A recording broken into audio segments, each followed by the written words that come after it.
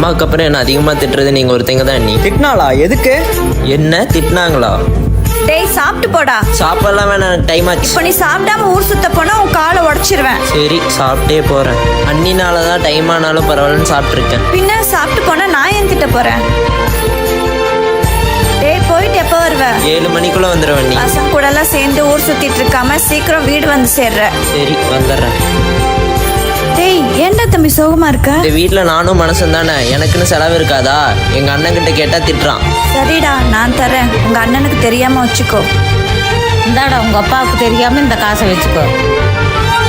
நல்ல விஷயத்துக்கு செலவு பண்ணேன்னு. சரிங்க நீ, நான் வந்துட்டேன். நான் எத்தனை டைம் சொல்லியிருக்கேன் வீட்டுக்கு சீக்கிரமா வந்து பழகுன்னு. உன்னெல்லாம் திட்டி ஒரு பிரயோஜனம் இல்லை. என்னடா உன்னை திட்டிகிட்டே இருக்காளா? சரி கவலைப்படாத. அவளெல்லாம் பண்ணலையே. நம்ம அம்மாவுக்கு அப்புறம் என்ன திட்டுறக்கோ என்ன ஹெல்ப் பண்ணுறக்கோ எல்லாமே அவங்க தானா. அதை நினச்சி நான் சந்தோஷம் தான் படுறேன்.